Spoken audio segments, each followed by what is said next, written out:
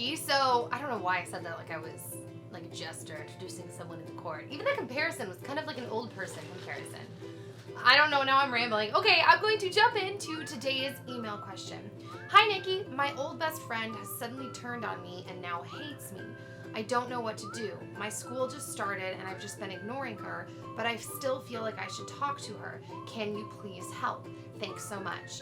Okay, so there's a couple things here. The first one is, by you saying that she hates you, I mean, I'm not quite sure what that means, if that means that she's like talking about you and spreading bad rumors, or if that just means that she's ignoring you now and not paying attention to you now.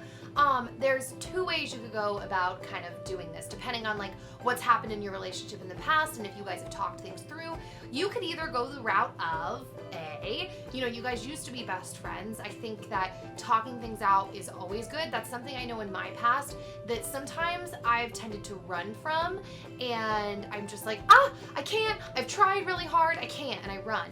But I think talking things out is good because there may be some issue there that you don't even realize is there that you guys could address and work through and then become even closer friends. So that's the first route, would be to maybe call her or text her or, pull her aside at school and say like, I really want to talk to you. Things obviously aren't the way they used to be, and I wanted to know if you would sit down and talk with me about that. And maybe that's right there and then, or like a separate time at like Starbucks or at your house or something like that. But yeah, that's the first route. The second route would be, I don't know the history of your friendship. I don't know if you guys have talked through things before or if something really big happened or what. But another route would be to just be really nice, but to just kind of go about your life, go about school, making new friends. I've had a lot of friends in the past where like we've gone through seasons where we've been really close and then we've kind of fallen apart, and it really sucks and it hurts, and I'm like super dramatic, so I like cry a lot, but then you kind of work through it and you either find new friends, or sometimes you just need time apart because you're growing and you're going through different things in life, different, family situations, whatever, and then you come back together. I've had a couple friends in the past that we actually had kind of falling outs, and we had time apart, we grew up as people, and then we came back together. And I just kind of feel like, they're good people, I'm good people, that people just kind of go through that sometimes. There are seasons in relationships.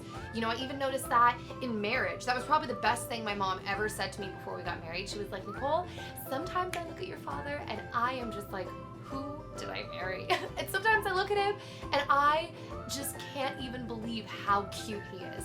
And I really appreciated her honesty, because what it really showed me is that in marriage, there are seasons. And my mom never bad talked my dad, but it was just like, okay, there are seasons in relationships, because without sounding like a Debbie Downer, life is kind of hard, and it doesn't really matter how old you are. If you're in 5th grade, if you're a senior in high school, if you're a full-on adult, like in your 30s, your 50s, your 60s, life just has different hardships at different ages, and sometimes people just have to deal with what they're going through in life and take a breather and then come back together. And I just kind of think that happens sometimes. So that being said, it's obviously, I don't know all the ins and outs of your relationship, so it's going to be, up to your discretion to kind of look at the situation and decide what you want to do.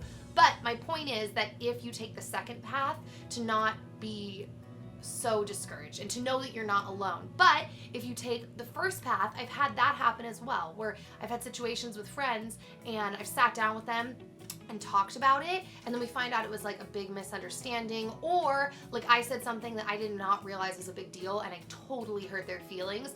And yeah, then you talk it through and it gives you a chance to apologize and deal with issues. And yeah, so just kind of depends on, like I said, what's been going on in your relationship, and only you can know. So that is the email question. Good luck with that. And then as far as Twitter, let's see here. Okay, first question. What do you do with liking a guy but not being able to see them or contacting them? I'm not sure what you mean by that.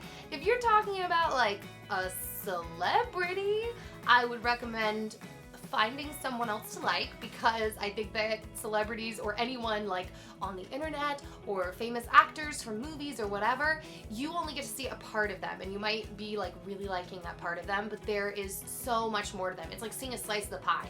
I always say that to my family. I'm like, geez, in some ways you guys know me so well, and then in other ways there's this whole other part of me that you guys don't know, because it's just, I obviously don't live online. I share a lot with you guys, but you know, it's just how it is.